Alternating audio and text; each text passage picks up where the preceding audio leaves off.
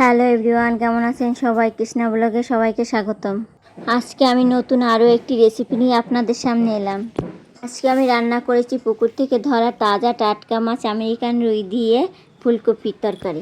পুকুরের তাজা টাটকা মাছ আর ফুলকপির এই রেসিপিটা খেতে খুবই দারুণ হয়েছে। এইভাবে ফুলকপি দিয়ে আমেরিকান রুই মাছ রান্না করলে কিন্তু খেতে খুবই অতুলনীয় হয়। তো বন্ধুরা, আশা করি আমার এই রেসিপিটা আপনাদের কাছে ভীষণ ভালো লাগবে। ভালো লাগলে অবশ্যই আমার চ্যানেলটিকে লাইক, সাবস্ক্রাইব এবং ফেসবুক পেজটি ফলো করে দিবেন। আর এইরকম সুন্দর সুন্দর রেসিপি সবার আগে পেতে হলে পাশে থাকা বেল আইকন প্রেস করে দিতে পারেন, যাতে পরবর্তী ভিডিও নোটিফিকেশন সবার আগে আপনার কাছে পৌঁছে যায়। তাহলে বন্ধুরা, ভিডিওটি স্কিপ না করে পুরো ভিডিওটা দেখতে থাকুন। আজকে সবাই মিলে ঠিক করলাম যে পুকুর থেকে মাছ ধরে সেই মাছ রান্না করব। পুকুরে যেহেতু জল কম, তাই একটা জাল নিয়ে সবাই মিলে চলে গেলাম মাছ ধরতে। আজকে বাড়িতে এসেছে মা, বোন, ভাগ্নি সবাই মিলে, তাই ভাবলাম যে আজকে মাছ ধরবো পুকুরে। এই যে দেখুন, জাল টেনে নিয়ে এসেছে পাড়ে, অনেক মাছ উঠেছে। ভাগ্নির সঙ্গে আমার বোনও নেমে পড়েছে মাছ ধরতে। এই যে দেখুন, এই একটা আমেরিকান রুই মাছ পেয়েছে, আরও অনেক মাছ উঠেছে জালে। মাছ ধরতে আসায় বাচ্চারা খুব খুশি। মাছগুলো কেমন লাফালাফি করছে দেখুন।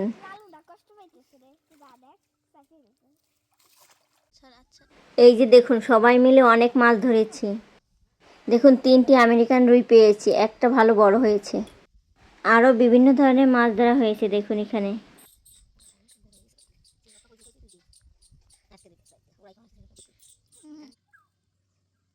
এই আমেরিকান মাছটা কিন্তু অনেক বড় হয়েছে। আমেরিকান রুই মাছের পেটটা কিন্তু একটু বড় হয়। এখন আমি মাছগুলোকে কেটে নেব। প্রথমে আমেরিকান রুই মাছটি আমি কেটে নিচ্ছি।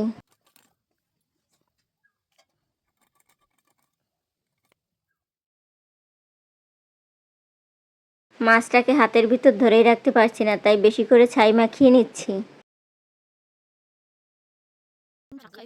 আমেরিকান রুই মাছের আঁশ কিন্তু খুবই কম থাকে। মাছটা কিন্তু মনে হচ্ছে 1.5 কেজির মতোই হয়েছে।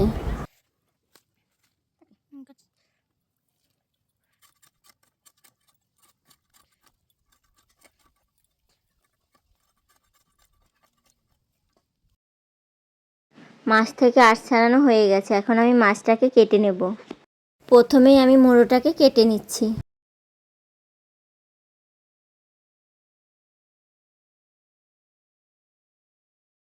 মাছটা তাজা হওয়ার কারণে দেখুন প্রচুর রক্ত বের হয়েছে। মাছের মুড়োটা অনেক বড়, এটা আস্তে রান্না করলে মশলা ঢুকবে না, তাই আমি নিচ থেকে কেটে নিচ্ছি। এখন আমি মাছের ভিতর থেকে পেটটা বের করে ফেলছি। এখন আমি লেজের পাশ থেকে কেটে নিচ্ছি। এখন আমি মাছের পিসগুলোকে কেটে বের করে নেব।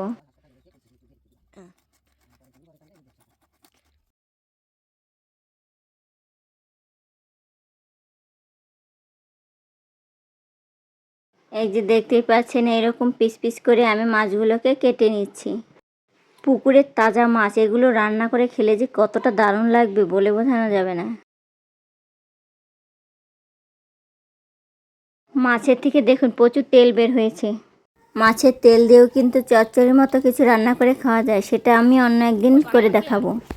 মাছটাকে এখন আমি মাঝখান থেকে কেটে নিচ্ছি। গাদার এক পাশ করব আর কোলের এক পাশ করব। গাদার মাছের পাশটা আমি এই যে কেটে নিচ্ছি আলাদা করে।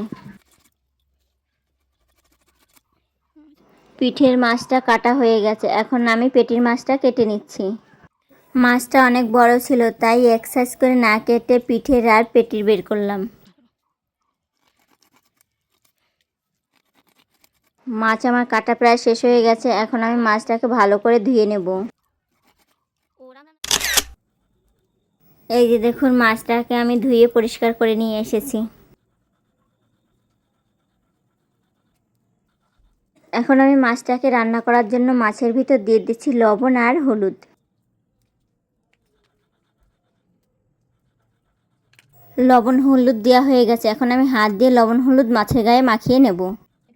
আগেই কড়াই আমি চুলায় বসিয়ে দিয়েছি, কড়াই গরম হয়ে গেছে, আমি এর ভিতর দিয়ে দিচ্ছি তেল। তেল গরম হলে আমি এর ভিতর মাছগুলো দিয়ে দেব। তেল গরম হয়ে গিয়েছে, এখন আমি এর ভিতর মাছ দিয়ে দিচ্ছি। প্রথমেই আমি তেলের উপর মাছের মোড়ো দিয়ে দিচ্ছি। এক এক করে মাছগুলোকেও দিয়ে দিচ্ছি। মাছের এক পাশ ভাজা হয়ে গেছে, এখন আমি অন্য পাশটা উল্টে দিচ্ছি। এক এক করে আমি সবগুলো মাছ উল্টে দিচ্ছি।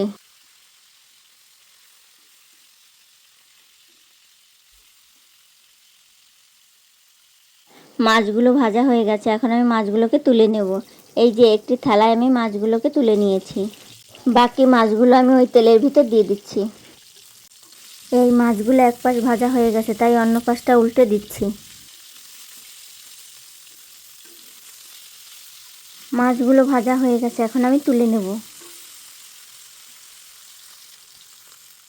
মাছ রান্না করার জন্য এখানে আমি নিয়েছি আলু আর ফুলকপি।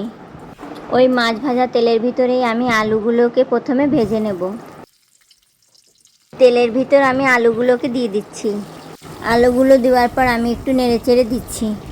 যতক্ষণ না আলুগুলো বাদামি রঙের হয়ে আসছে ততক্ষণ আলুগুলোকে আমি ভাজতে থাকবো। আলুর ভিতর দিয়ে দিচ্ছি আমি সামান্য পরিমাণে লবণ দিয়ে আলুটাকে আমি ভালো করে নেড়েচেড়ে নিচ্ছি। আলুগুলো ভাজা হয়ে গেছে, এখন আমি তুলে নেব। আলু ভাজা তেলের ভিতরেই আমি দিয়ে দিচ্ছি কেটে রাখা ফুলকপি।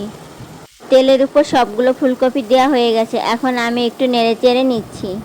ফুলকপিটা অর্ধেকের বেশি ভাজা হয়ে গেলে আমি এর ভিতর দিয়ে দিচ্ছি আলুগুলো। আলু দেওয়ার পর আমি আলু আর কপি আরও একটু তেলের উপর ভেজে নিলাম। আলু কপি ভাজা হয়ে গেছে, এখন আমি এগুলোকে তুলে নেব।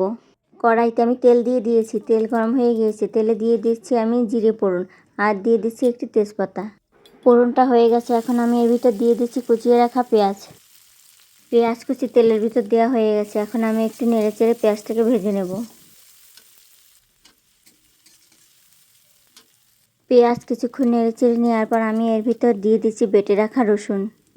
1 চামচের মতো রসুন আমি এখানে দিয়ে দিয়েছি। রসুন দিয়ে দেওয়ার পর এখন পেঁয়াজ আর রসুনটাকে কিছুক্ষণ ভেজে নিতে হবে।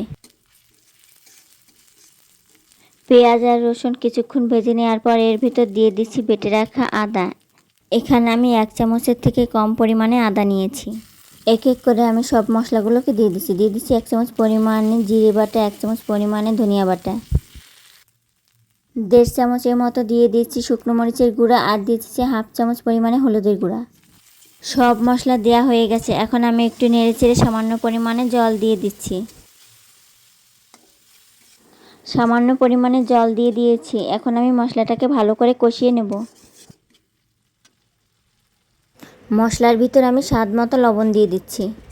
এখন কিছুক্ষণ সময় নিয়ে মশলাটাকে কষাতে হবে। মশলাটা কিছুক্ষণ কষানোর পর দেখুন তেল ছেড়ে এসেছে, তার মানে মশলাটা প্রায় হয়ে গেছে। মশলাটা কষানো হয়ে গেছে, এখন আমি এর ভিতর দিয়ে দিচ্ছি ভেজে রাখা আলু কপি। আলু কপি দিয়ে আমি এখন একটু ভালো করে নেড়েচেড়ে নিচ্ছি যাতে মশলার সঙ্গে ভালো করে মিশে যায়।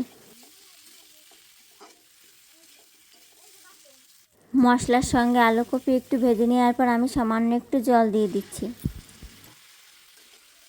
সামান্য একটু জল দেওয়ার পর আমি মশলার সঙ্গে তরকারিটাকে একটু ভালো করে কষিয়ে নিচ্ছি। কষানোটা ভালো হলে তরকারির স্বাদটা কিন্তু বেড়ে যায়।